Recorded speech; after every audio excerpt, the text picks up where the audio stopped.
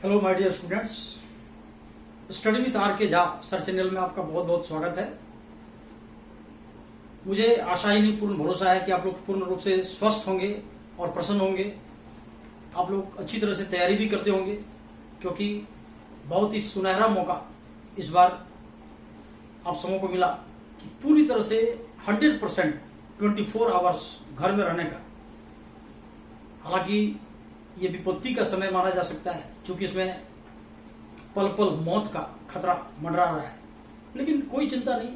अगर आप नेगेटिव सोचते हैं तो फिर आप निराश हो जाते हैं। आपको नेगेटिव कभी सोचना ही नहीं है, आप हमेशा ऑप्टिमिस्ट बने रहें और इस गोल्डन टाइम का यूज आप सदुपयोग पूर्वक करें, पढ़ाई में करें। अगर आप पढ़ते रहते हैं, रिवीजन करते रहते हैं, तो आपको बहुत फायदा होने वाला है। क्योंकि जैसे ही ये लॉकडाउन का सिस्टम खत्म होता है और कोरोना वायरस कोविड-19 अगर अंडर कंट्रोल हो जाता है, तो फिर पेपर का सिलसिला शुरू हो जाएगा और फिर आपको बहुत ज्यादा टाइम नहीं मिलेगा पढ़ने का। तो यही एक गोल्डन टाइम है जिसका कि आप काफी फायदा उठा सकते हैं। आप किसी भी हालत में निराश ना हो और पढ़ाई पर ज्यादा ध्यान दें। मैं आज जो आप लोगों को पढ़ाने जा रहा हूं वो हिस्ट्री के बहुत ही इंपॉर्टेंट टॉपिक्स, जो कि प्राय हर एग्जाम के लिए काफी इंपॉर्टेंट है, खास करके सिविल सर्विस, आईएएस, पीसीएस और इसके बाद और भी आप जितने एग्जाम देते हैं उसमें भी काफी ज्यादा ये फायदा आपको देता है। तो हम लोग याद रखेंगे कि अभी जो हम लोग डिस्कस करेंगे वो मॉडर्न हिस्ट्री ऑफ इंडिया, आधुनिक भारत का इतिहास। और आधुनिक भारत के इतिहास में बहुत ही इंपॉर्टेंट टॉपिक, जिससे कि बार बार क्वेश्चंस आते रहते हैं, चाहे वो सिविल सर्विस का एग्जाम हो, चाहे वो उससे नीचे का एग्जाम हो। तो जो टॉपिक है वो शुरू करने जा रहे हैं। Socio religious reforms movement of India, यानी भारत का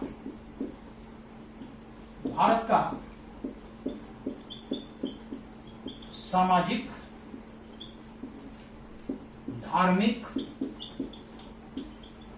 सुधार आंदोलन। भारत का सामाजिक धार्मिक सुधार आंदोलन ये एक ऐसा टॉपिक है जो प्राय हर क्वेश्चन, हर एग्जाम में जो क्वेश्चंस आते हैं वो एक दो क्वेश्चन तो आते ही आते हैं। चाहे आप आईएएस का एग्जाम दें, या स्टेट लेवल पर पीसीएस दें, या रेलवे का एग्जाम देने जा रहे हैं, या एसएससी का एग्जाम आप देते हैं, या फिर आप टीचिंग से संबंधित एग्जाम देते हैं, सब में ये क्वेश्चंस इससे पूछते ही हैं। हम लोग ऑल इन वन टॉपिक पढ़ने जा रहे हैं। हम लोग याद रखेंगे कि प्राचीन काल से हमारे भारत में काफी अधिक सामाजिक और धार्मिक बुराइयां आने लगी थी।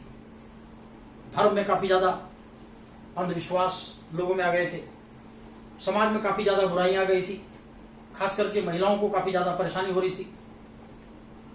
तो सबसे पहली बार आप कह सकते हैं कि इसका विरोध जो शुरू हुआ वो जब भारत में पुनर्जागरण का काल आया। आपने पुनर्जागरण, रेनेसां के बारे में आपने पढ़ा होगा। रेनेसां, RENAISSANCE, रेनेसां, जिसका मतलब क्या होता है? पुनर्जागरण। पुनर्जागरण वैसे तो सबसे पहली बार इटली में शुरू हुआ था।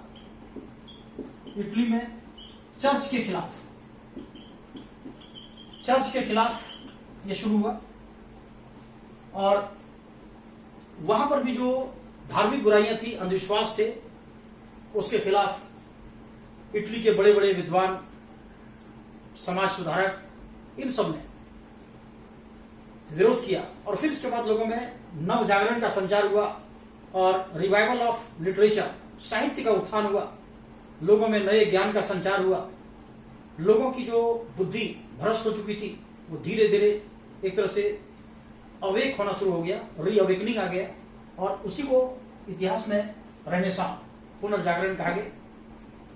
इसका प्रभाव इंडिया पर भी पड़ा, और इंडिया में जो पुनर्जागरण की शुरुआत आप कह सकते हैं वह 19वीं शताब्दी, 19th सेंचुरी में भारत में पुनर्जागरण का काल शुरू हो गया। और पुनर्जागरण का जनक, भारतीय पुनर्जागरण का जनक राजा राम मोहन राय को कहा गया। यानी हम लोग याद रखेंगे कि सामाजिक धार्मिक सुधार आंदोलन को हम दो भाग में बांट सकते हैं।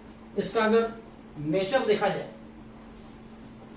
प्रकृति अगर देखी जाए, तो इसको हम दो भाग में बांट सकते हैं। एक तो रिवाइवलिस्ट और दूसरा रिफॉर्मिस्ट, यानी पुनरुद्धारवादी या पुनरुत्थानवादी, और दूसरा सुधारवादी। और इसको दो भाग में बांट सकते हैं। पहला आप याद रखेंगे रिफॉर्मिस्ट, यानी सुधारवादी, और दूसरा रिवाइवलिस्ट, यानी पुनरुत्थानवादी।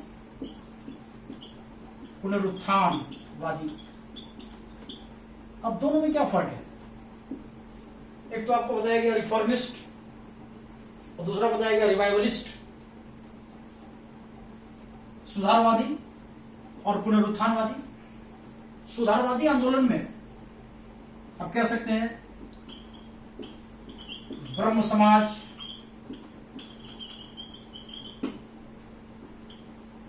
प्रार्थना समाज,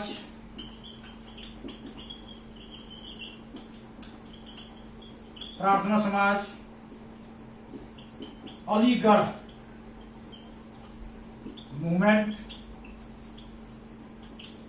मूवमेंट एटसेट्रा, इन सभी को शामिल किया जा सकता है। और पुनरुत्थानवादी में, रिवाइवलिस्ट में आप याद रखेंगे किसमें? आर्य समाज,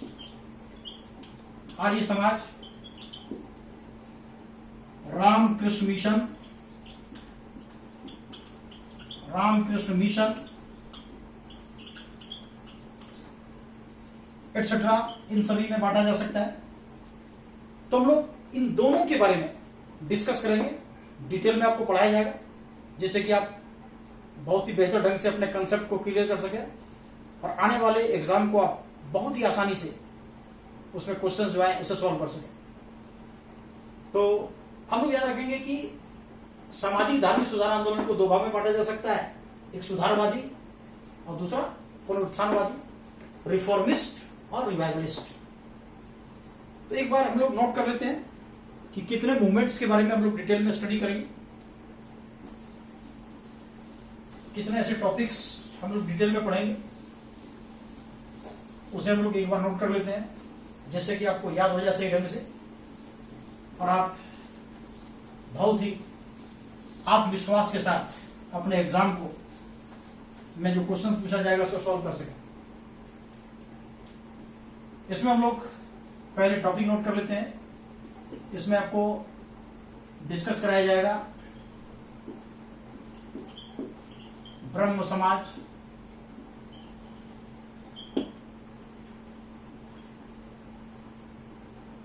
इसको हिंदी में भी मैं लिख देता हूं जिससे कि आपको दिक्कत ना हो। ब्रह्म समाज, सेकंड में आर्य समाज,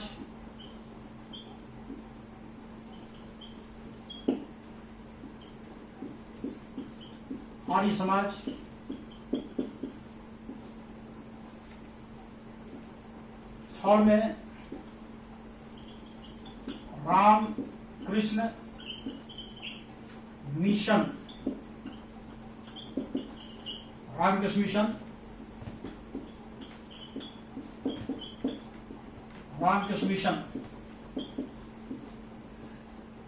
फोर्थ में थियोसॉफिकल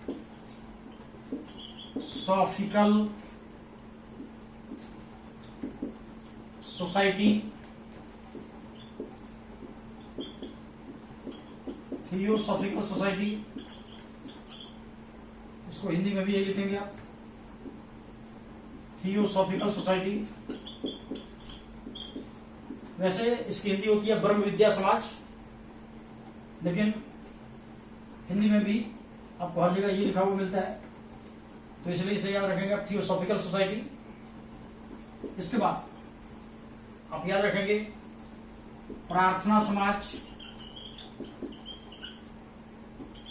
प्रार्थना समाज।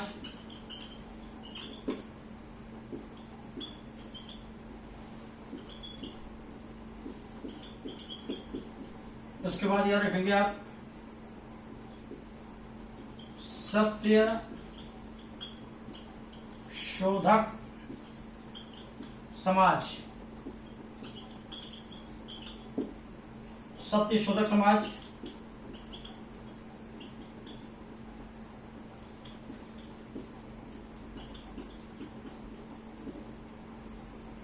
इसके बाद हम लोग नोट करेंगे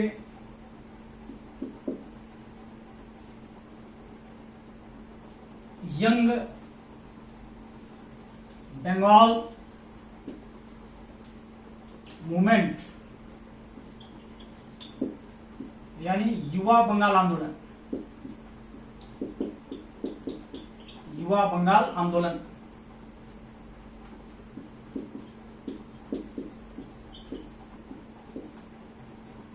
इसके बाद हम लोग नोट करेंगे रहनुमाई, रहनुमाई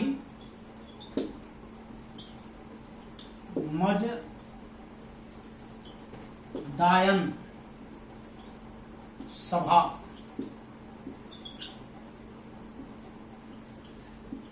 रहनुमाई मजदायन सभा।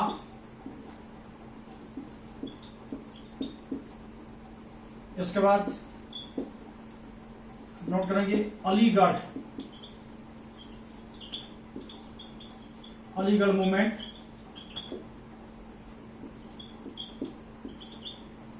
अलीगढ़ आंदोलन।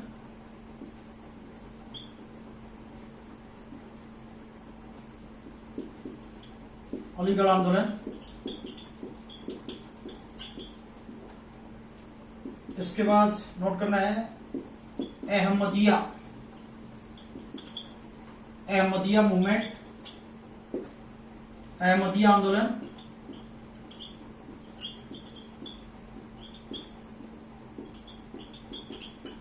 अहमदिया आंदोलन। इसके बाद याद रखेंगे आप Mohammedan literary society, Mohammedan literary society.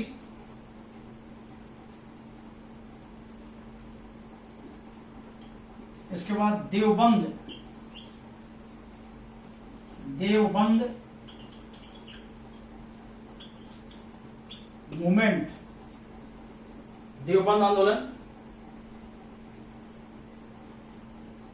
और भी आपको लिखा जाएगा, पहले इसे आप नोट कर लेंगे ठीक से। ब्रह्म समाज, Arya Samaj, Ramakrishna mission, theosophical society, प्रार्थना समाज, सत्य शोधक समाज, यंग बंगाल मूवमेंट, रहनुमाई, RAHNUMAI, रहनुमाई, मजदायन सभा, इसको मजदाय स्नान भी कह सकते हैं, कुछ जगह पर मजदाय स्नान भी लिखा रहता है, मजदाय स्नान।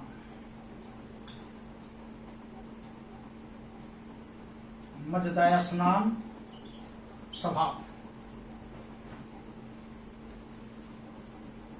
MAJDYASNAN, मजदाय स्नान सभा। एक्चुअली ये पर्शियन वर्ड है, पर्शियन वर्ड होने के कारण ये एक अलग तरह से सुनने में आपको लग रहा है। Aligarh movement, Ahmadiyya movement, Mohammedan literary society, Deoband movement. अब इसके बाद हम लोग इन सभी की इस्टेब्लिशमेंट ईयर भी नोट कर लेते हैं। आपको नोट करना है ब्रह्म समाज 1828, Arya Samaj 1875, Ramakrishna mission 1897, theosophical society 1875, प्रार्थना समाज 1867, सत्यशोधक समाज 1873, यंग बंगाल मूवमेंट यहां पर लिख देता हूं 1826, 1826, रहनुमाई मजदा स्नान सभा, मजदा स्नान सभा